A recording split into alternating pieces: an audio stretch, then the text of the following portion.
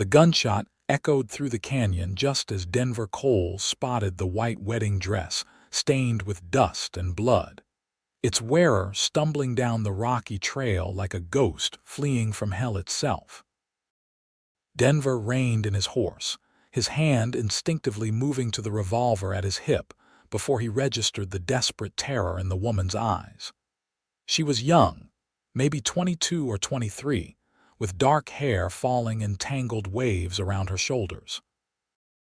The wedding dress, once probably beautiful, was torn at the hem and splattered with what looked like dried blood.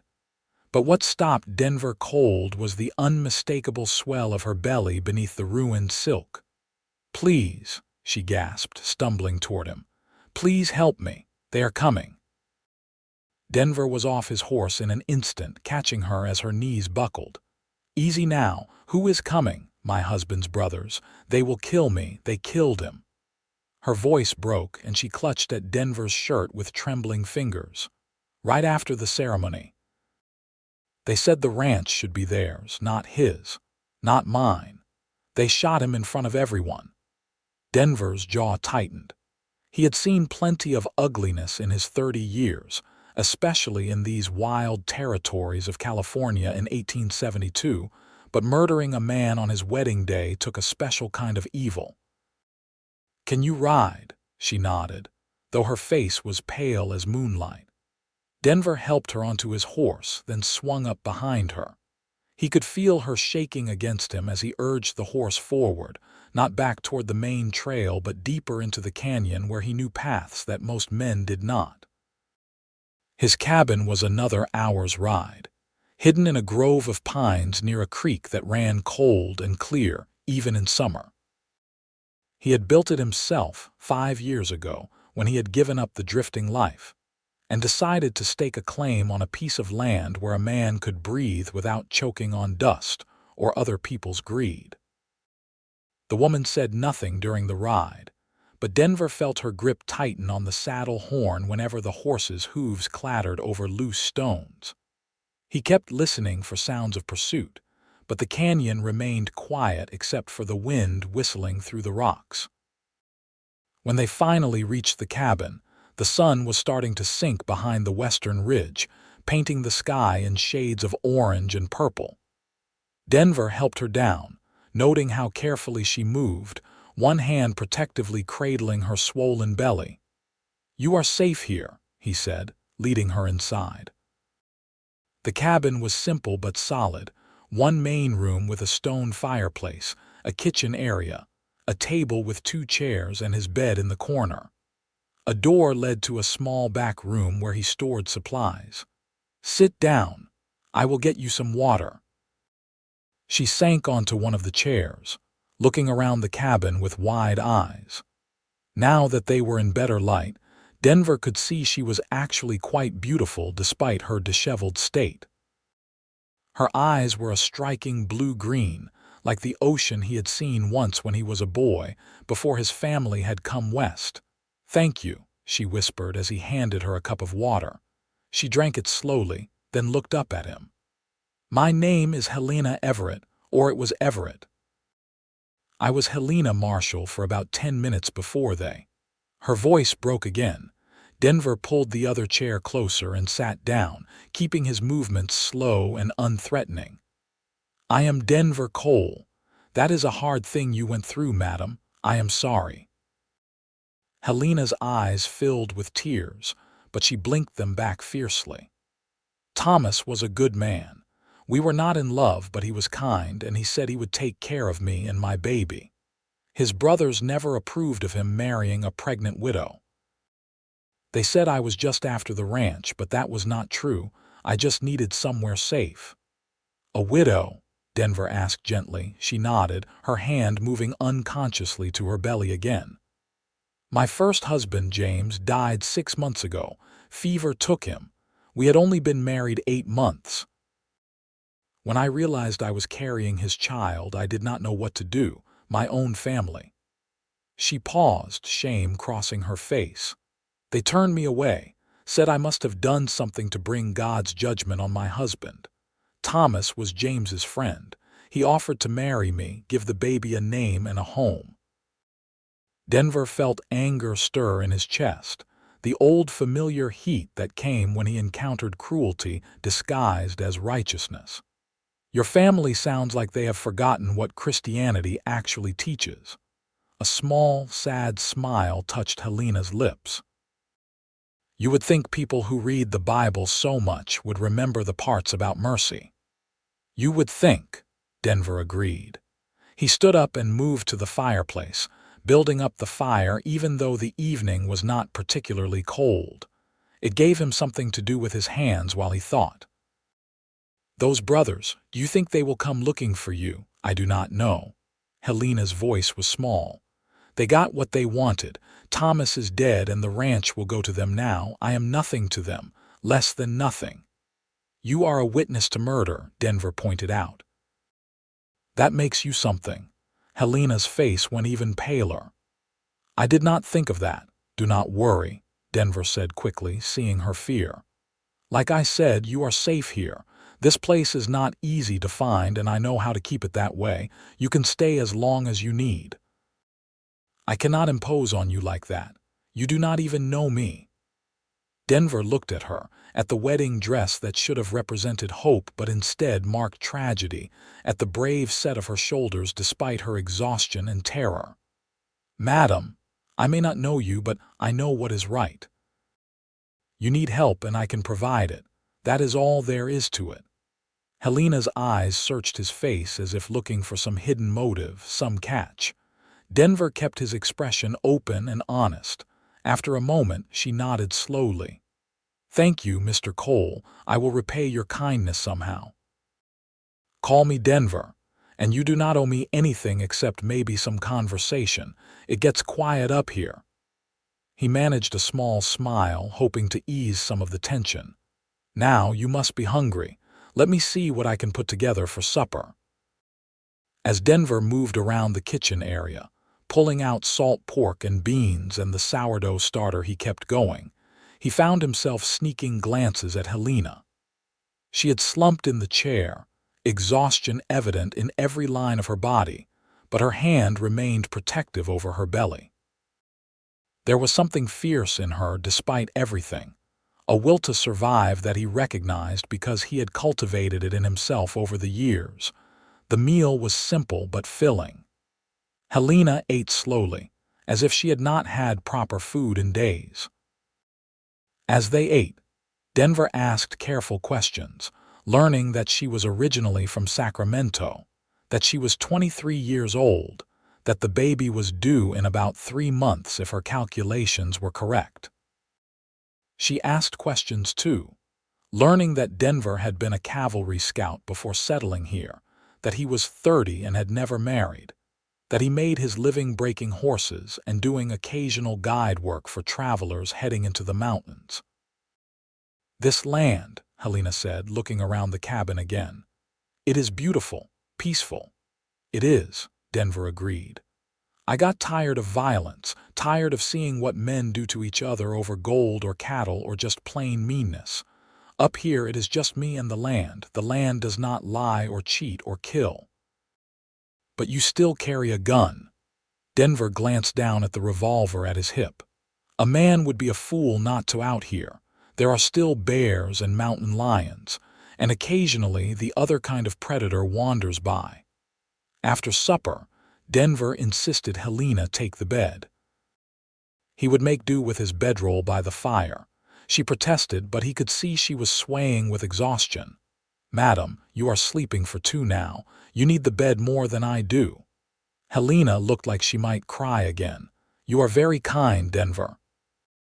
Just practical, he said, but he felt something warm in his chest at the way she said his name.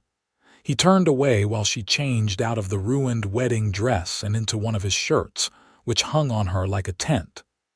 When he turned back, she was already in bed, her eyes heavy.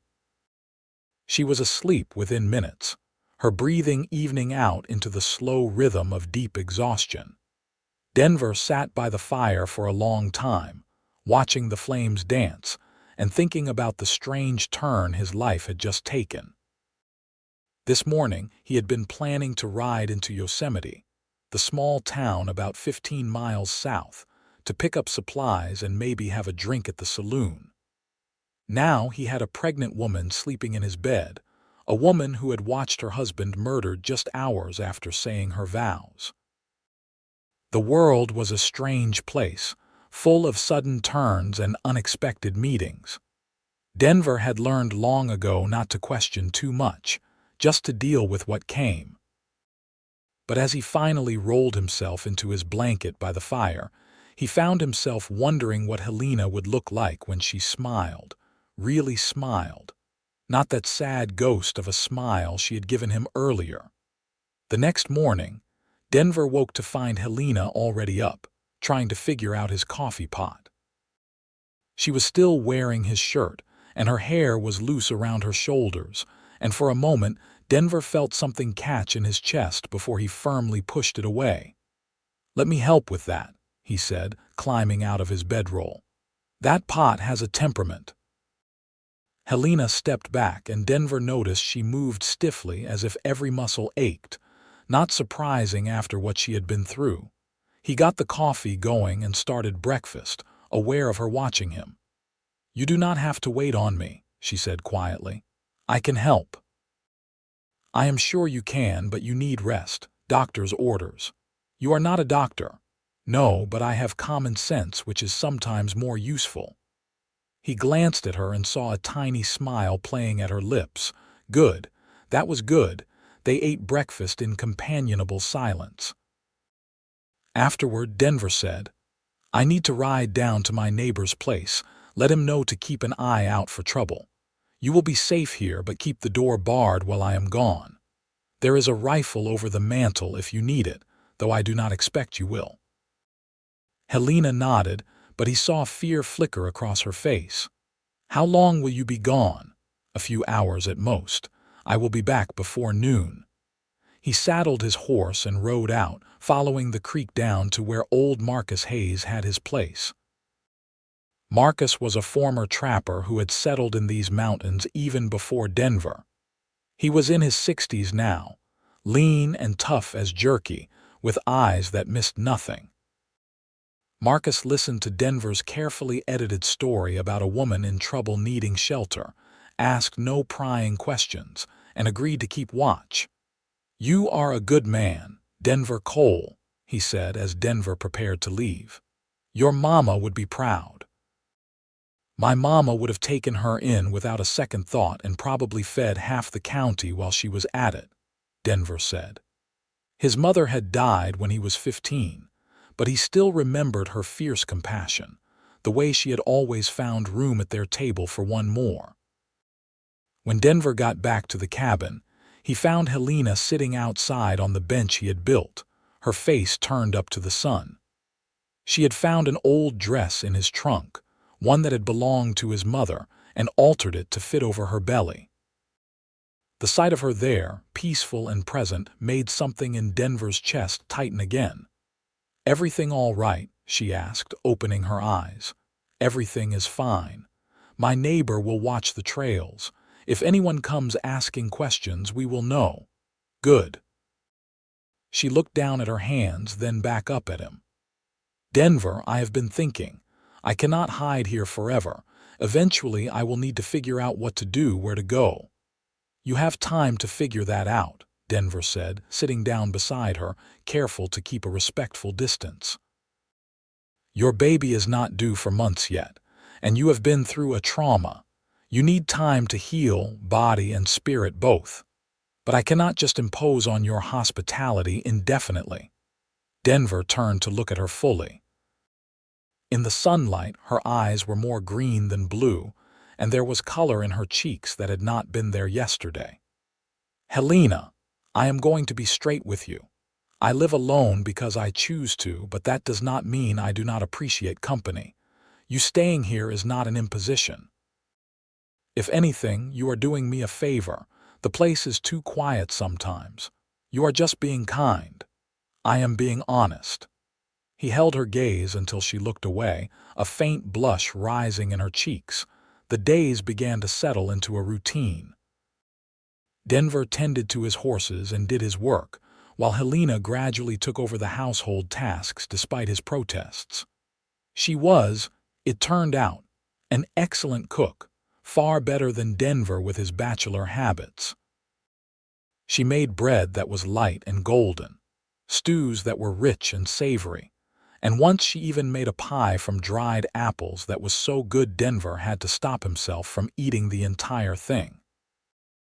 They talked in the evenings by the fire, long conversations that ranged from the profound to the mundane. Helena told him about growing up in Sacramento, about her father who had been a clerk and her mother who had taken in sewing. She told him about James, her first husband, how he had been sweet but perhaps too gentle for the harsh world they lived in. "I cared for him," she said one night, staring into the fire. "But I am not sure I was in love with him. Is that terrible?" "No," Denver said quietly. "I think most people settle for caring. Love, real love, is rare." "Have you ever been in love?" The question caught Denver off guard. "I thought I was once, long time ago. She married a banker instead. Turned out she liked security more than she liked me. That must have hurt." "It did at the time. But looking back, I think she was right. I was not ready to give her what she needed. I was too wild, too unsettled. I had to wander a while longer before I could put down roots." Helena looked around the cabin. "And now you have roots." "Now I have roots," Denver agreed. "Took me a long time to find the right place." "It is a good place," Helena said softly. "I feel safe here." Those words meant more to Denver than he wanted to admit.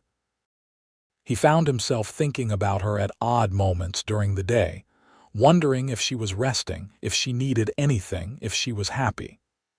It was a strange feeling, this concern for another person.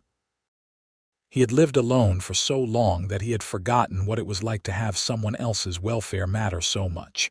3 weeks after Helena's arrival, Denver rode into Yosemite for supplies. He was careful about it, taking a long route and keeping his eyes open for trouble. The town was busy with the usual traffic: miners coming down from the hills, ranchers bringing in cattle, families traveling through to the farming valleys beyond.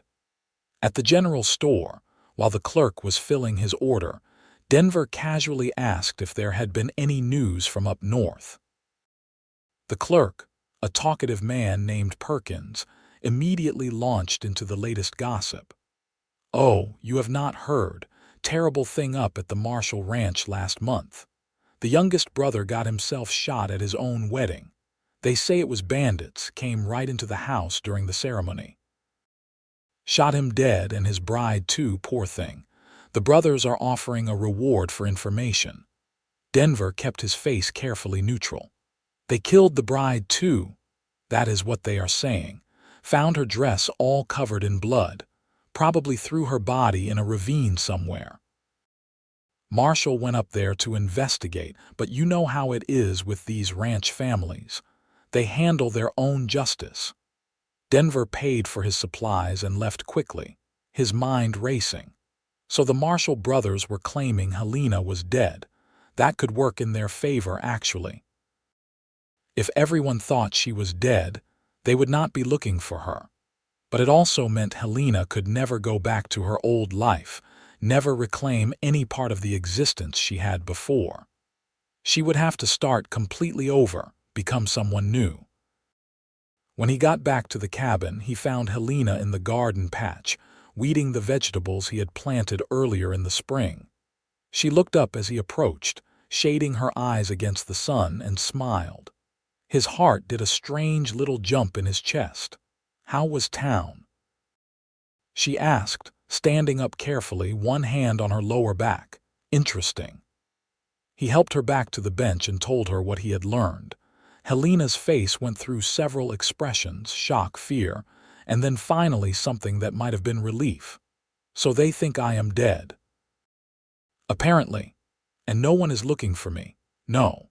She was quiet for a long moment, her hands resting on her belly. Denver could see the baby moving now, small ripples across the fabric of her dress. "So I am a ghost," she finally said.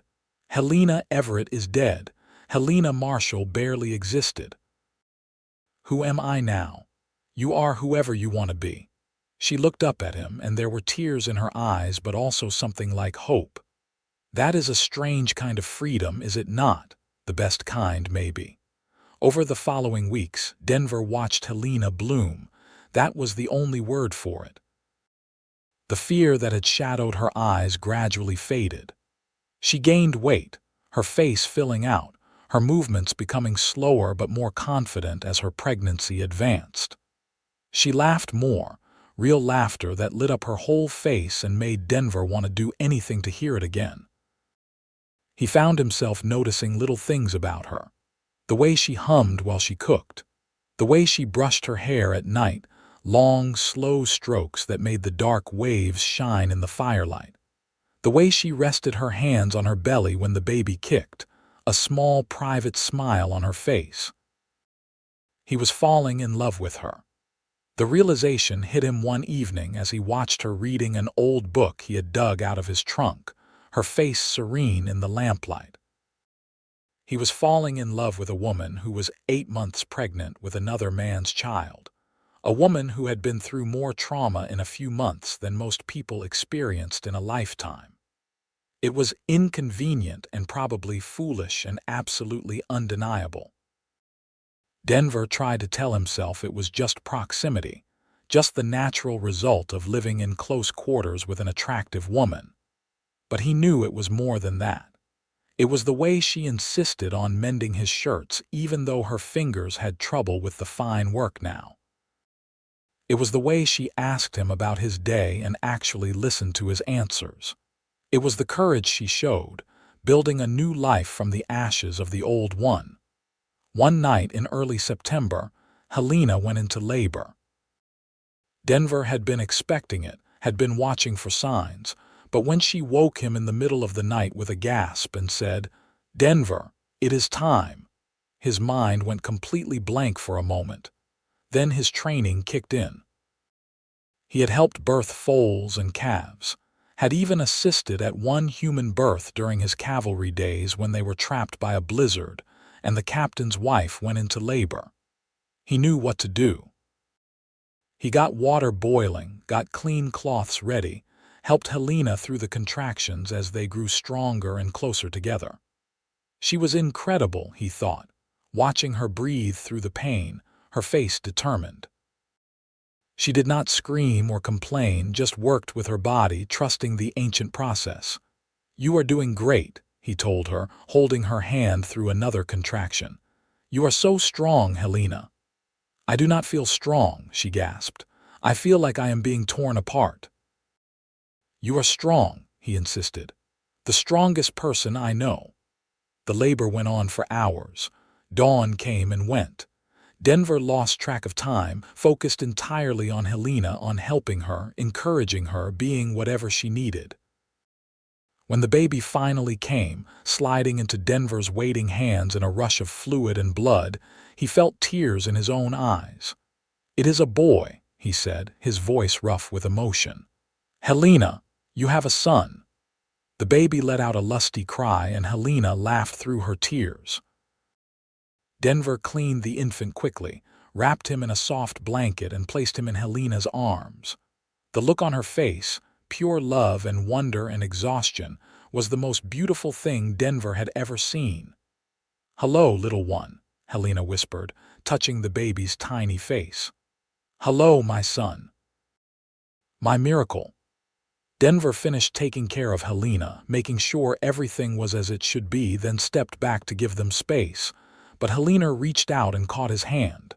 "Denver," she said, looking up at him with shining eyes. "I could not have done this without you, thank you." "You did all the hard work," he said, but he squeezed her hand gently before letting go.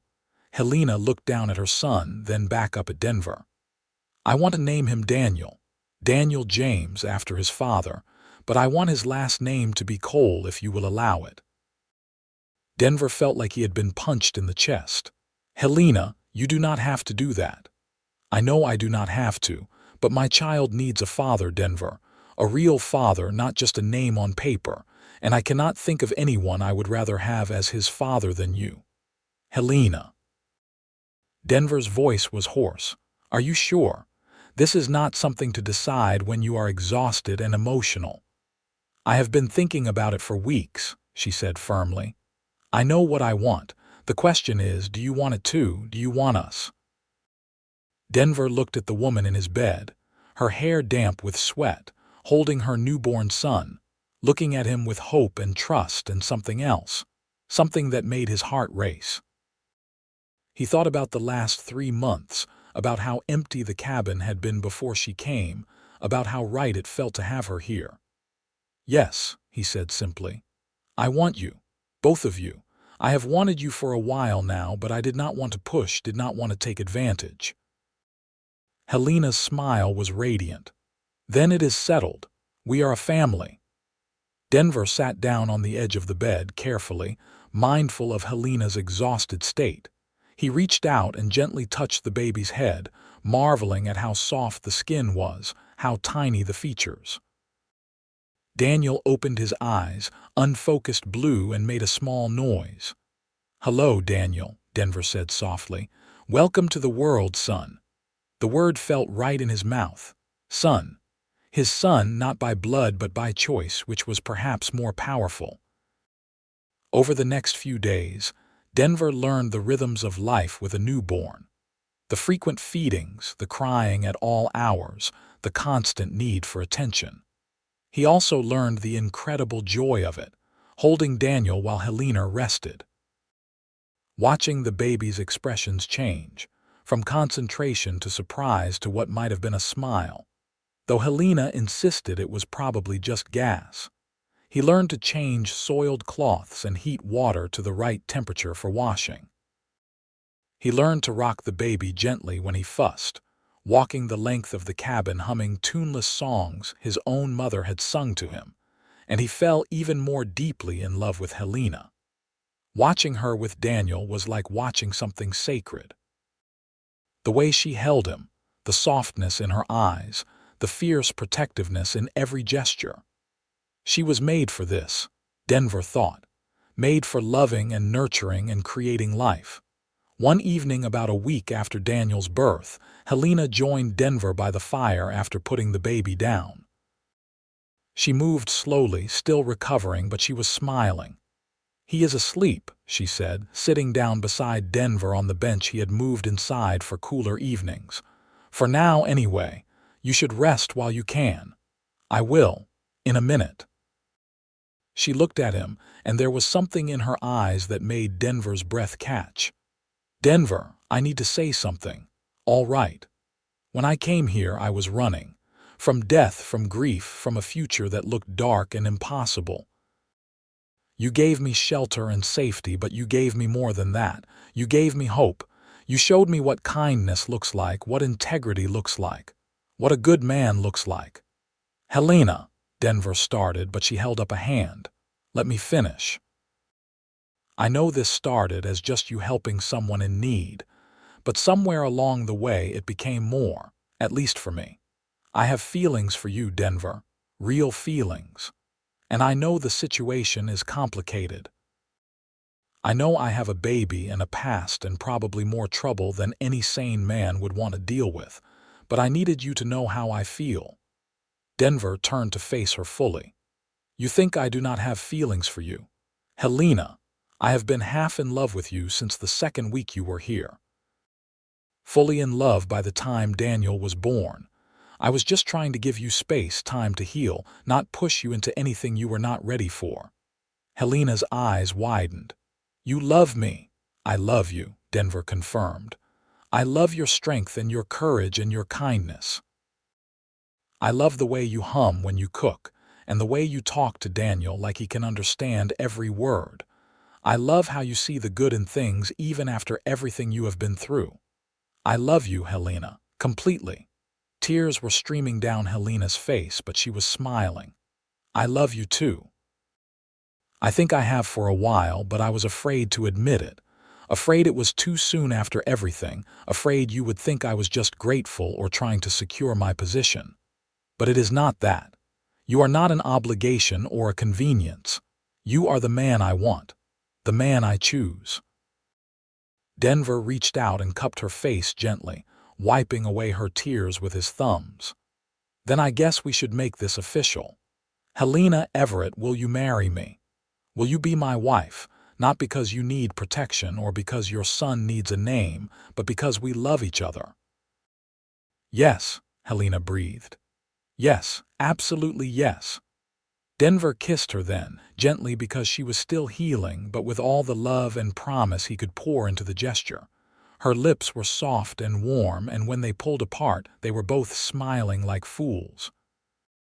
"We should get married soon," Helena said practically, "before winter sets in and the passes get difficult. We can ride to Yosemite whenever you feel up to it, though there is the question of your identity. You cannot marry me as Helena Everett or Helena Marshall. Both of those women are supposedly dead or gone." Helena thought for a moment. "My middle name is Rose. What if I am Helena Rose Edwards, a widow traveling west who met a kind cowboy and fell in love?" "That works," Denver agreed. "Edwards is a common enough name. No one will question it too much." "And it is mostly true," Helena pointed out. "I am a widow. I did meet a kind cowboy. We did fall in love. 3 weeks later, when Helena had recovered her strength and Daniel was big enough to travel wrapped snugly in a sling against her chest, they rode into Yosemite. Denver had sent word ahead to the preacher, a kind older man named Reverend Miller, who asked few questions and believed in second chances. The ceremony was simple, held in the small church with Marcus Hayes and his wife standing as witnesses. Helena wore the dress that had been Denver's mother's, altered to fit her figure. She had washed and braided her dark hair, woven through it wildflowers that Denver had picked that morning. Denver wore his best shirt and pants, his boots polished, his hair neatly combed. When Helena walked down the short aisle toward him, Daniel sleeping peacefully against her chest, Denver felt his throat tighten with emotion. This was his family, his wife and son, his to love and protect and build a life with. The vows were traditional, promising to love and honor and cherish until death parted them. But when Denver said the words, he meant every syllable with a depth that surprised even him. This was forever. This was everything. When Reverend Miller pronounced them husband and wife and told Denver he could kiss his bride, Denver did so tenderly, aware of the baby between them, aware of how precious this moment was. Helena kissed him back with equal tenderness, and when they pulled apart, there were tears in both their eyes. They filed the marriage certificate, officially making Helena Rose Edwards into Helena Cole and Daniel James Edwards into Daniel James Cole. Then they stopped at the general store for supplies, where Perkins congratulated them cheerfully and commented on what a fine baby they had. "He is the image of his father," Perkins said, looking at Denver. Denver felt a surge of pride that was probably not entirely logical, given that Daniel was not his by blood. But in every way that mattered, this was his son. "Thank you," he said, and meant it. On the ride back to the cabin, Helena was quiet. Denver glanced at her several times, worried, but she seemed peaceful rather than troubled. Finally, as they were nearing home, she spoke. "I was just thinking about how much has changed in 4 months. I went from being a woman with no future to a woman with everything I could want. A home, a husband I love, a healthy son. It feels almost too good to be true." "It is true," Denver assured her. "This is real, Helena. Our life together is real. I know." She smiled at him, and it was that radiant smile that never failed to make his heart skip. "I am just grateful, so very grateful." That night, after Daniel was fed and settled in the cradle Denver had built, Denver and Helena consummated their marriage. They were careful and gentle with each other, both aware that Helena was still recovering from childbirth, but the tenderness between them made the physical joining almost secondary. What mattered was the closeness, the intimacy of truly belonging to each other. Afterward, lying in bed with Helena's head on his chest, listening to the soft breathing of his sleeping son, Denver felt a peace he had never known before. This was what he had been searching for all those years of wandering, not just a place, but people to share it with. A family. The autumn passed in a golden haze of happiness. Denver continued his work with the horses, now with renewed purpose. He was building something for his family's future. Helena kept the house and tended the garden, putting up vegetables for the winter. Daniel grew with astonishing speed, his eyes changing from blue to brown, his personality starting to emerge. He was a happy baby, quick to smile, fascinated by everything around him. In early November, the first snow fell. Denver had prepared well. The cabin was well stocked with food and firewood, and the small barn where he kept the horses was secure. They settled in for the winter, content in their small world. The long winter evenings gave them time to talk, to share stories and dreams and plans.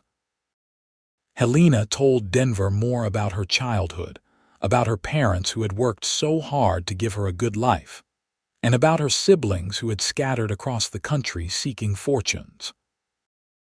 Denver told her about his own family, his father who had died in the gold fields, his mother who had kept them going through sheer force of will, his sister who had married and moved to Oregon.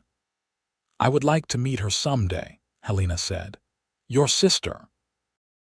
"I think you would like each other," Denver said. "She is fierce like you, brave." "I am not brave," Helena protested. "I was terrified most of the time. Being brave does not mean not being afraid. It means doing what you have to do even when you are afraid. You have done that every day since I met you." Helena considered this, then smiled. "Then I suppose we are both brave, building a life out here, trusting each other, choosing love even when it was complicated."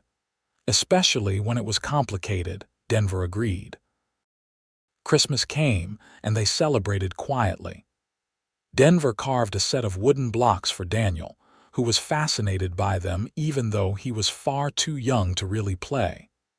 Helena made Denver a new shirt, beautifully sewn, better than anything he had owned before. They exchanged gifts by the firelight and then sat together, watching the flames dance, Daniel sleeping between them. "I wish I could give you more," Denver said. "You deserve fancy things, pretty dresses, jewelry." "I have everything I need," Helena said firmly. "I have a warm home and a healthy baby and a husband who loves me. What else could I possibly want?" Denver pulled her close, careful not to disturb the sleeping baby. "I love you so much, Helena Cole." "I love you too, Denver Cole, forever." The winter was hard in some ways. They were snowed in for weeks at a time. Supplies ran low, and they had to be creative with meals. Daniel went through a phase of waking every few hours at night, leaving both parents exhausted. But none of it truly mattered because they faced it together. When spring finally came, melting the snow and turning the world green again, it felt like a rebirth.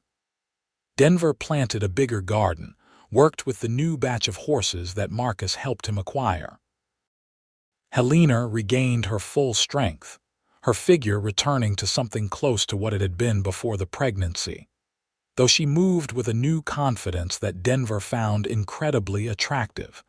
Daniel was 6 months old now, sitting up on his own, babbling constantly, reaching for everything. He had Denver's brown eyes, though his other features were clearly from his biological father. But when people commented on the resemblance, Denver just smiled. It did not matter what Daniel looked like. He was Denver's son in every way that counted. One warm May evening, Denver and Helena left Daniel with Marcus's wife for a few hours and rode up to a meadow Denver knew, high in the hills where wildflowers grew in riotous colors. They spread a blanket and lay side by side, looking up at the clouds. "You ever think about your old life?"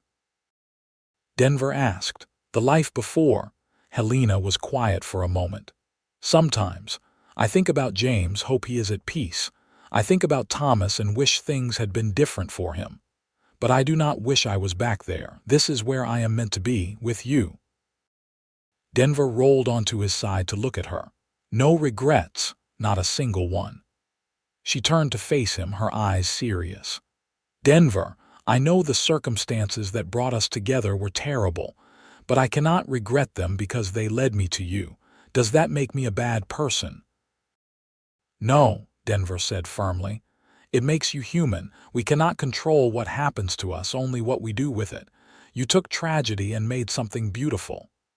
"We made something beautiful," Helena corrected. "Together." Denver kissed her then, slow and deep, tasting the sunshine on her lips.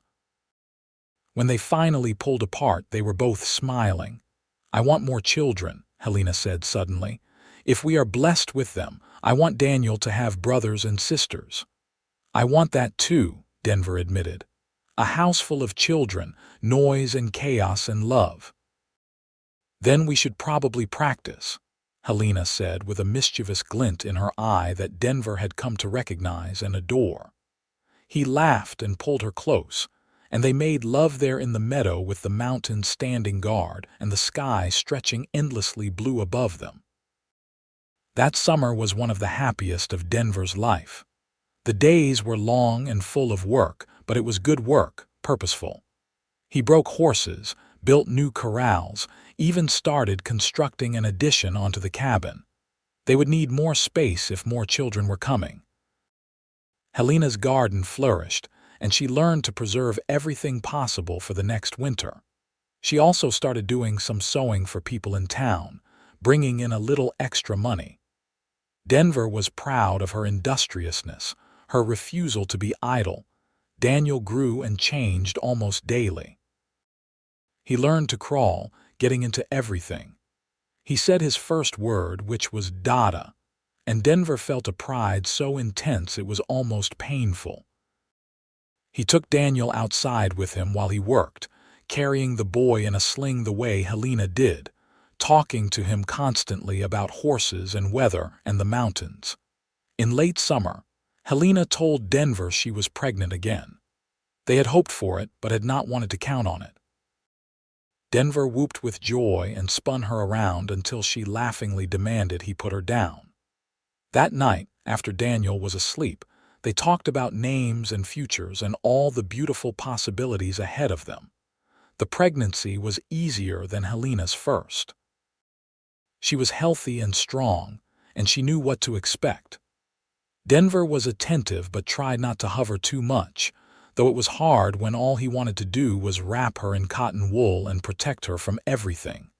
Winter came again, but this time they were even better prepared. The new addition to the cabin was finished, giving them more space. They had plenty of supplies, and they had each other, which was the most important thing. Daniel turned 1 year old in early September. Denver carved him a toy horse, and Helena made him a little shirt. The boy was walking now, stumbling around the cabin on chubby legs, getting into everything. He was curious and fearless, a combination that gave Denver gray hairs but also filled him with joy. In late December, with snow falling softly outside, Helena gave birth to their second son. The labor was faster this time, only a few hours, and when Denver caught the baby and heard his first cry, he felt the same overwhelming emotion he had felt at Daniel's birth. "Another boy," he said, placing the baby in Helena's arms. "A little brother for Daniel." Helena looked down at her newborn son with tears streaming down her face. "He is perfect, absolutely perfect." They named him David after Denver's father, David Robert Cole. He had a head full of dark hair and Denver's brown eyes from the start. Daniel, now walking well, was fascinated by his little brother, wanting to touch and hold him constantly, though he had to be reminded to be gentle. watching his two sons together, watching Helena care for them with such love and patience. Denver felt complete in a way he had never imagined possible. This was his legacy, his family, his life's work. The years began to flow together in the way time does when people are content. There were challenges, of course. Harsh winters, illnesses, accidents. One year, a late frost killed much of the garden, and they had to be very careful with food. Another year, Denver broke his arm breaking a particularly ornery horse and was laid up for weeks, frustrated and restless, until Helena threatened to tie him to a chair. But the challenges were balanced by joys. Daniel's first day helping Denver with the horses, so serious and determined.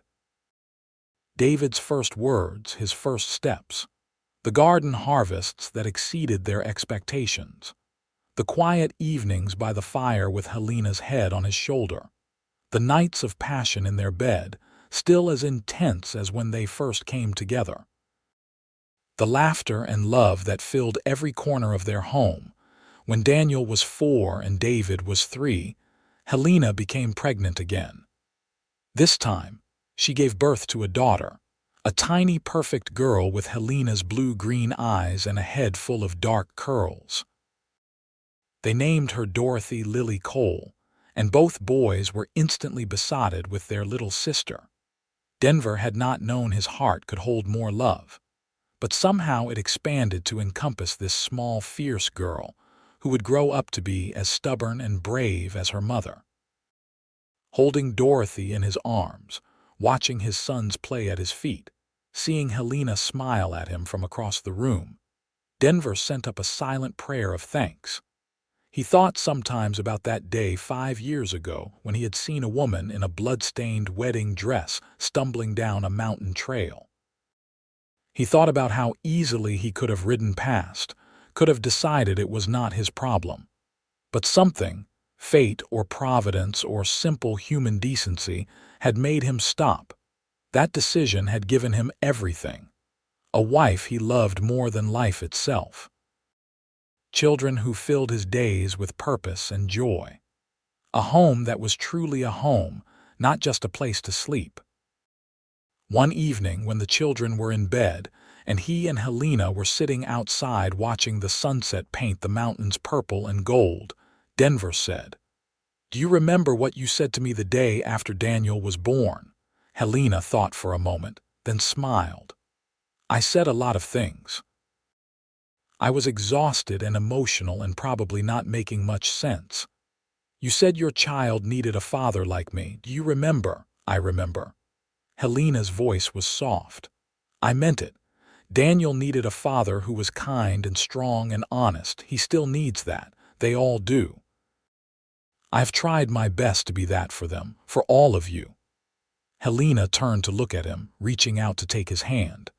"Denver, you have been more than I ever asked for, more than I ever imagined. You have given our children a good life, a safe life. You have given me love and partnership and respect. You saved me, yes, but you also saw me, the real me, and you chose to love that person. Easiest choice I ever made," Denver said, squeezing her hand. "I love you," Helena said. "I loved you then, and I love you even more now. Every day with you is a gift." "I love you too," Denver replied. "Today, tomorrow, and every day after. You are my heart, Helena. You and our children. Everything good in my life started the day I found you." They sat in comfortable silence as the stars began to appear, one by one, in the darkening sky. Inside the cabin, their children slept safely. Around them, the mountains stood eternal and protective. And between them, the love they had built together burned steady and true, a flame that would warm them through whatever years remained. 2 years later, Helena gave birth to twins, another boy and another girl. The birth was difficult, and Denver spent hours pacing outside while Marcus's wife, who had become skilled at midwifery, attended to Helena. When he was finally allowed in and saw Helena, exhausted but smiling, holding 2 tiny babies, He fell to his knees beside the bed in gratitude. They named the boy Douglas and the girl Deanna. With 5 children now, the cabin was full of noise and activity from dawn until well past dark. Denver built another addition, giving the children more space. He also took on more work, needing to provide for his growing family. Daniel, now 7, was becoming a real help with the horses. He had his biological father's gentle nature but Denver's determination, a combination that served him well. David, 6, was the adventurous one, always climbing things and getting into scrapes.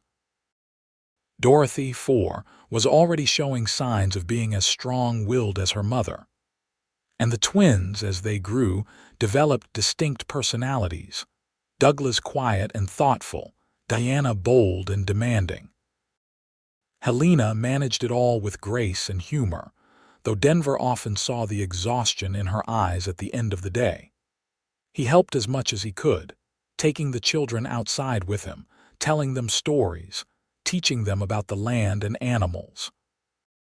At night, after the children were finally asleep, he would massage Helena's tired shoulders and tell her she was the most incredible woman he had ever known. "I am just a mother," she would protest. "You are amazing," he would insist. "You manage 5 children, keep a house, grow food, make clothing, and still find time to smile at me. You are a miracle, Helena Cole." When Daniel turned 10, Denver began teaching him to shoot.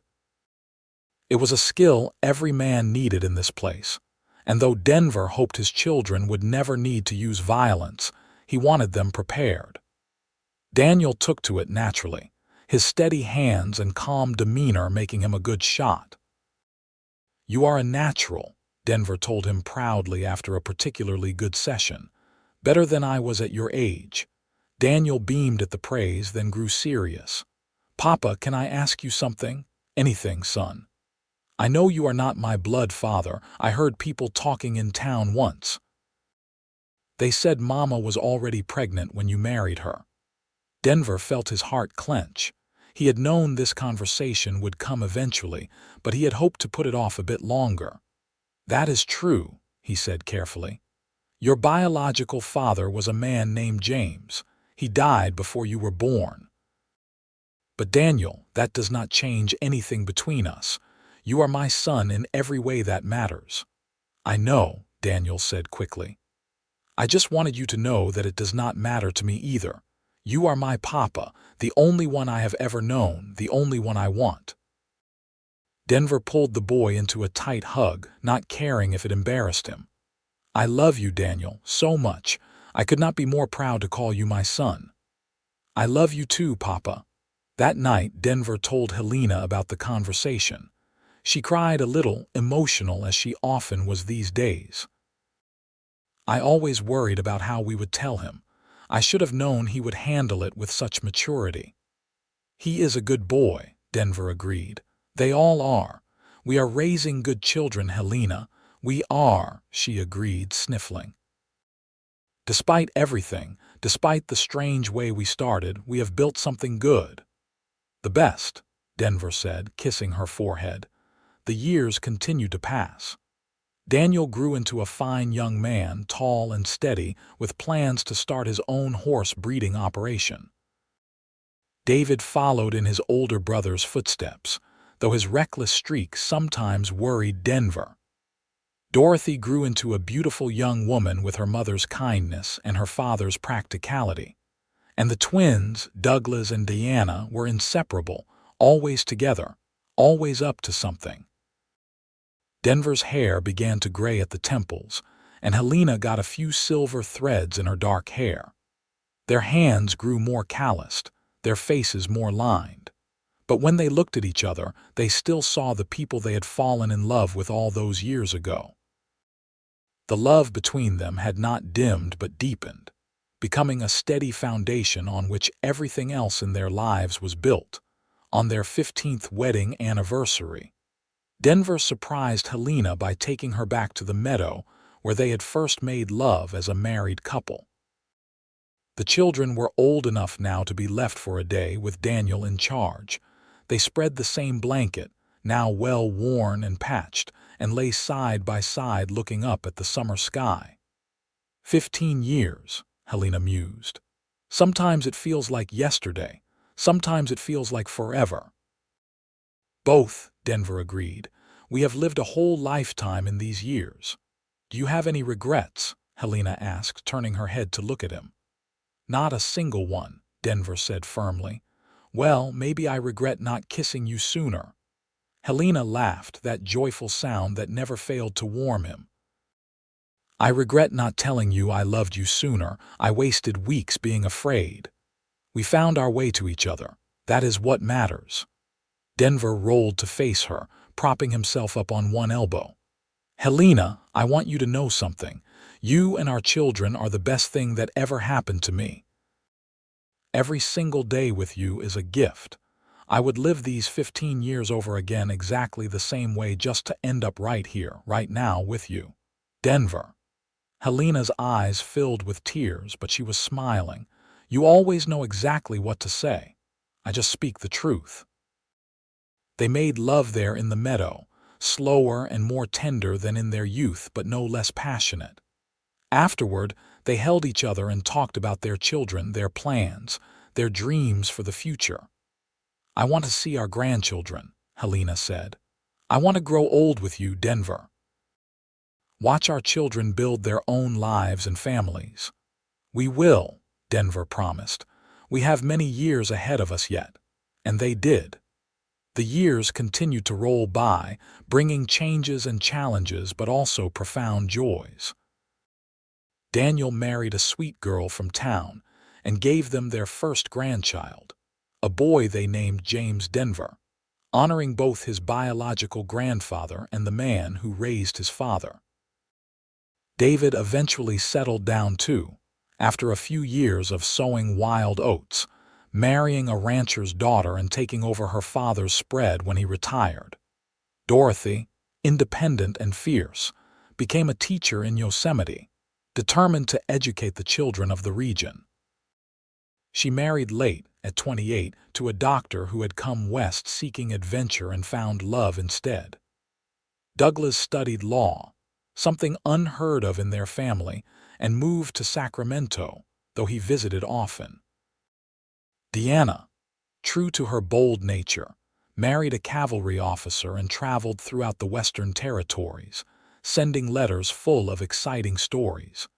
Denver and Helena became grandparents many times over, their cabin often filled with visiting children and grandchildren. They added on to the house again and again, until it bore little resemblance to the simple structure Denver had built as a young man. But the original room, where Helena had given birth to Daniel, where they had first declared their love, remained at the heart of it all. On their 30th anniversary, Denver was 56 and Helena was 53. They were no longer young, but they were healthy and happy, surrounded by family. All 5 of their children and most of their grandchildren gathered for a celebration. That evening, after everyone had eaten and the younger children had been put to bed, Daniel stood up to make a toast. He was 30 years old now, a successful horse breeder with 3 children of his own, a man any father would be proud of. Mama, Papa, he began, his voice strong and clear. We are gathered here today to celebrate 30 years of marriage, 30 years of love and partnership and commitment, but I want to say something else too.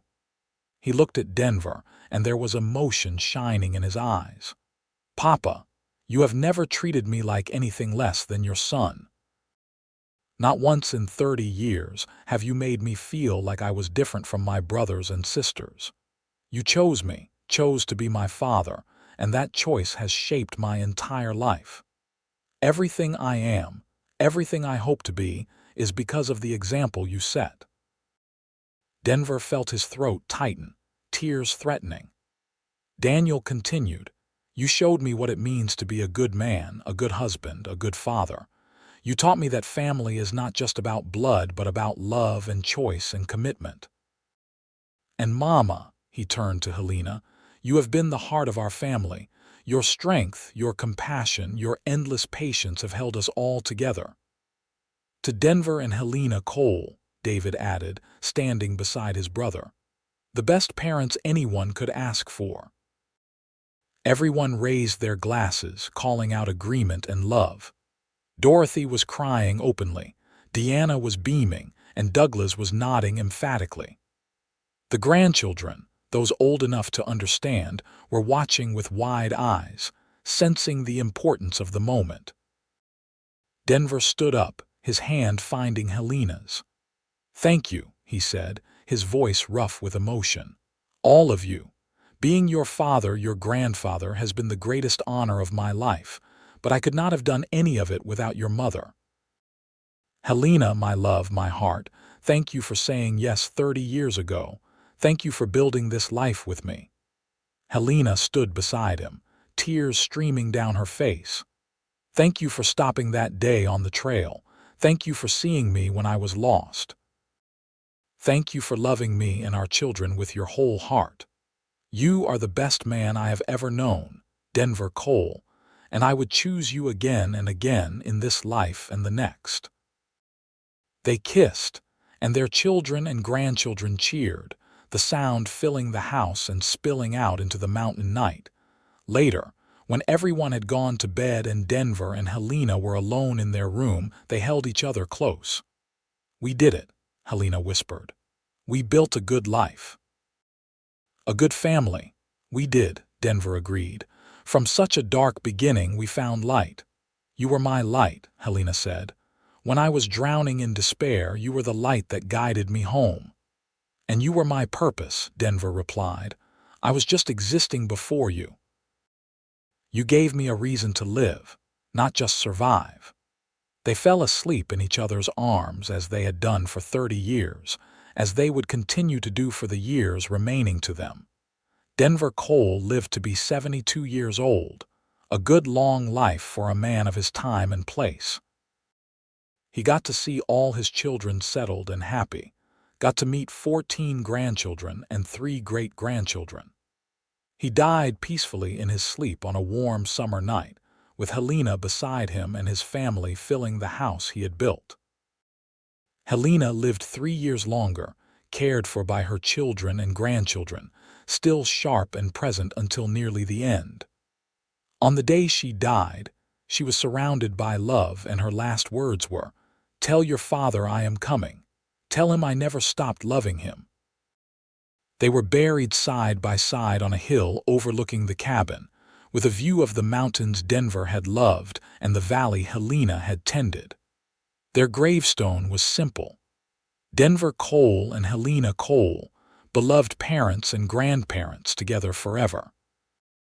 And in the years that followed, their descendants would tell the story of how they met, how a cowboy had given shelter to a pregnant bride fleeing murder, how she had said her child needed a father like him, how love had grown from tragedy. It became a family legend, a reminder that sometimes the darkest moments lead to the brightest futures, that love is a choice made every day, and that family is built not just on blood but on commitment and care and choosing each other again and again. The cabin stood for many years, maintained by various descendants, a monument to what Denver and Helena had built together. And on quiet evenings, when the wind whistled through the pines and the stars blazed overhead, it was said you could still feel their presence there, the enduring love of two people who had found each other in the wilderness and built something eternal.